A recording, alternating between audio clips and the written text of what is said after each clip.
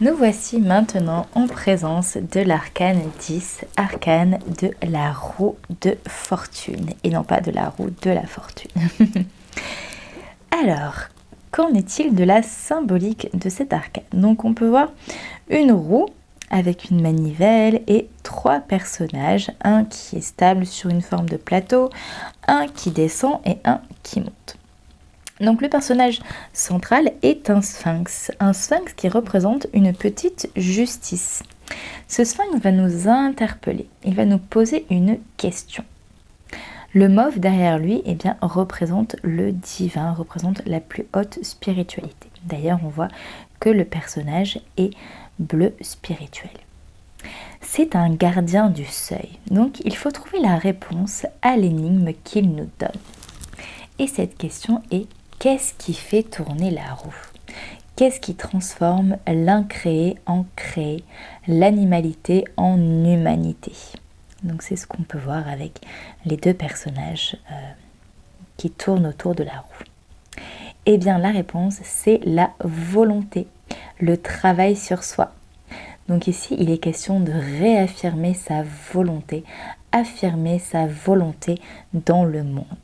Voilà, donc cette carte va vraiment venir nous parler de notre affirmation personnelle, de la volonté, du fait de prendre les choses en main, de prendre son destin en main pour faire tourner la roue de la vie. L'eau en dessous va représenter les émotions. C'est le flux du temps qui passe et qui coule. Donc on peut débloquer le flux de la vie qui passe en faisant tourner la roue. Roue qui fait passer par ce qui n'est pas créé, donc ce qui est jaune, et ce qui est créé, la chair. Traditionnellement, cette roue de fortune était un instrument de torture au Moyen-Âge. Et c'est la roue du le mot torture a donné le mot travail. Voilà, donc quelque part la roue de fortune nous rappelle que travailler est une torture et que en même temps, nous n'avons pas vraiment le choix que de travailler sur nous-mêmes si nous avons envie d'évoluer et de prendre en main notre destin. La roue de fortune, dans sa signification, est l'arcane 10 du tarot. Elle arrive juste après l'ermite qui représentait une fin de cycle. Et ici, nous sommes face à un nouveau cycle. Tout comme le battleur qui représentait le chiffre 1, le 10 nous invite justement à faire tourner la roue de la vie. Alors la roue de fortune représente la roue du destin. Elle va venir représenter dans sa symbolique tous les hauts et les bas de l'existence, ses coups de chance et ses revers de fortune.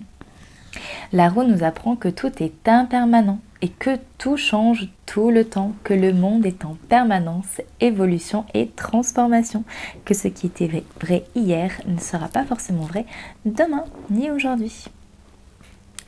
La roue de fortune nous parle également des cycles que nous vivons et de nos boucles comportementales répétitives. Vous savez, les choses que l'on répète en boucle et en boucle et en boucle. Étymologiquement, tarot et rota sont liés. La rota, c'est le carré magique, ce qui nous explique que c'est en faisant tourner la roue que l'on trouve le secret du tarot. Donc cette roue vient de travail et torture. Le travail et la torture, c'est la même chose, mais de quel travail s'agit-il? Eh bien, on l'a vu, il s'agit du travail de la volonté. A-t-on la volonté de travailler sur nous-mêmes? Car si on active la manivelle, on fait tourner la roue et on permet au flux de la vie de couler, de se manifester. La roue de fortune nous explique donc qu'il faut se faire violence et pratiquer la souffrance intentionnelle. Il s'agit donc de se forcer à rester ou de provoquer des situations qui nous font souffrir mais qui peuvent nous faire grandir.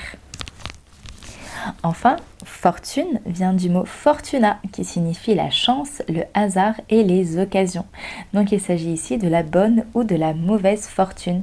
C'est la roue des événements, c'est la roue du hasard. C'est également la roue du karma et de tout ce qui revient. La roue de fortune est étroitement liée avec la justice sur ces notions karmiques et qui nous explique que l'on récolte ce que l'on sème, car tout finit toujours par revenir. La personnalité de la roue de fortune. Alors évidemment, nous sommes face à une personne qui est active, qui a de l'énergie, qui a envie de bouger, qui a envie d'être en mouvement. Ça va être une personne qui aura une grande volonté ainsi qu'une capacité d'affirmation, qui va prendre en main son destin. C'est une personne aussi qui va avoir envie d'évoluer, très peu de stagnation pour elle. Il y a ce besoin de mouvement, ce besoin d'évolution, ce besoin de grandir en permanence. C'est aussi une personnalité qui va être sensible, une personne émotionnelle avec l'eau en bas, hein, et une personne du coup intuitive, toujours en rapport avec l'eau.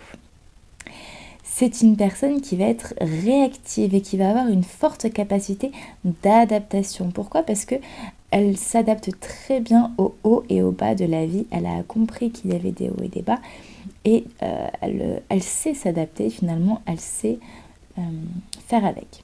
Elle sait aussi du coup faire preuve de courage parce qu'elle sait se mettre en danger. Elle sait aller vivre des bas émotionnels pour faire tourner la roue de la vie. Elle est motivée et elle est déterminée dans ce qu'elle fait. C'est une personne qui va avoir tendance à initier des projets, qui va avoir tendance à démarrer des nouvelles choses.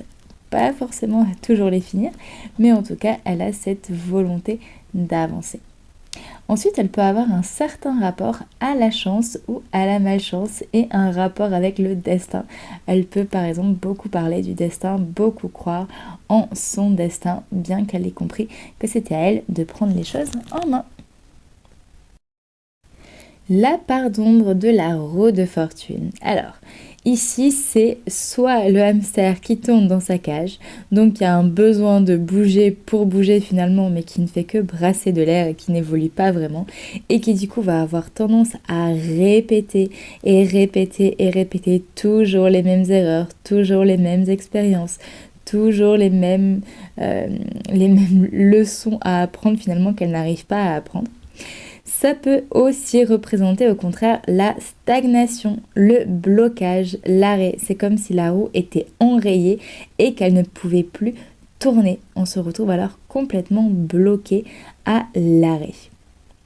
Il peut y avoir un refus de se mettre émotionnellement en danger. Donc il y a un refus d'évoluer, il y a un refus d'aller descendre dans ses profondeurs, d'aller traverser l'insécurité et d'aller vivre du coup une forme de souffrance. On préfère se protéger, mais du coup on stagne. Ça peut être lié à la malchance également, à du karma aussi qui n'a pas été réglé. La roue de fortune parle de tout ce qui est karmique. Donc elle peut représenter des réparations karmiques avec des leçons à apprendre. Elle va nous parler de toutes nos boucles comportementales aussi, de tout ce que l'on répète et que l'on répète. Il peut y avoir bien sûr un manque de volonté, un manque d'affirmation, le fait de se laisser aller, la procrastination, un fort brassage émotionnel aussi que l'on n'arrive pas à gérer avec beaucoup de hauts et de bas, beaucoup de cycles qui vont être vécus et qui vont vraiment venir perturber la dimension de l'être. Les mots-clés de la roue de fortune dans son aspect positif, nous avons évolution, volonté, travail sur soi, chance, opportunité, recommencement, nouveau cycle, destin, affirmation, action et mouvement. Dans son aspect plus négatif, nous avons l'instabilité, le blocage, le brassage émotionnel, le revers de fortune et l'immobilité.